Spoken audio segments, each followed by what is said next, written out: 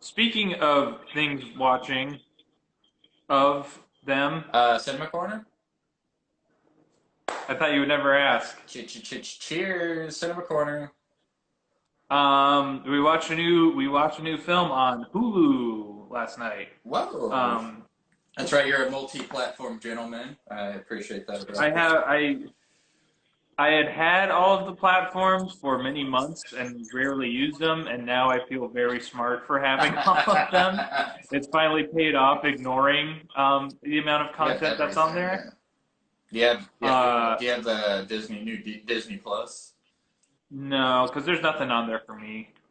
I got it. And I have all the other three platforms to catch up on anyways. Like, Yeah, no, I had it. I had it for the free trial to catch up rewatch all the Simpsons. That was a lot of fun. But don't mean to interrupt Cinema Corner because this is one of my favorite oh, parts of the you're show.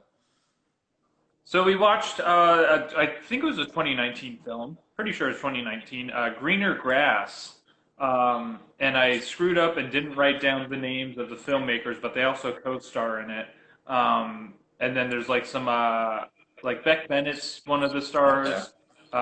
Some like there's just like LA comedy people are in it, but it's like a surrealist critique of suburban lifestyle, and it was really good. Oh, It was cool. very fun. I feel like one of the challenges with surrealist movies is finding that line of like where where are your metaphors making sense, and then where are you going a little too far where like it's not adding to the story, you're just being like absurd to like What's an really example of go. a surrealist movie that I would know? Because I hardly ever name Like one. anything by like Fear and Loathing in Las Vegas, Oh, okay. Okay, where I like gotcha. the story is supposed to be grounded in a sense of reality and not too absurd, but then there'll be like completely absurd things that happen that are contextually okay within the Because story, they've set it and you're up supposed for to it just to kind make of, sense.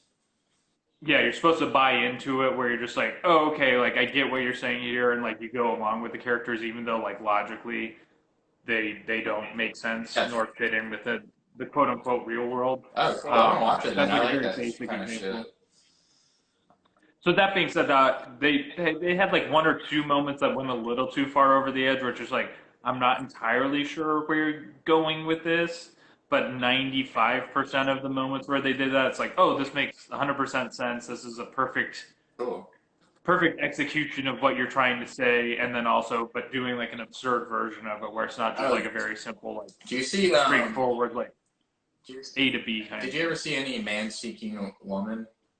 Um, That with sounds Jay. familiar, but I don't think so. Uh, I think that's what you're talking about. The type of humor they do in that one, where it's like, Wait, no, I kind of know what you're talking about now. Yeah, yeah, where yeah. it's The like a whole FX show, audience, where it's like a whole the restaurant would FX like show. do some bit where they all look at him, but it like made sense. Yeah. Yeah. But yeah, if you haven't seen it, don't need to talk about it anymore. Oh no, it's yeah, but anyways, it was good, worth seeing, fun movie, good, made really good points. Especially, I think part of the reason why they did it is like the absurdity of the fact that there is still like a suburban culture and like the types of personalities they tackle given how much shit's going on in 2020. Like it's very timely where it's like, oh no, like this is a group of people that needs to be criticized because they aren't living in reality. Yeah. So I think that's part of what makes it work as a surrealist movie too, is like the actual things they're criticizing aren't grounded in reality either.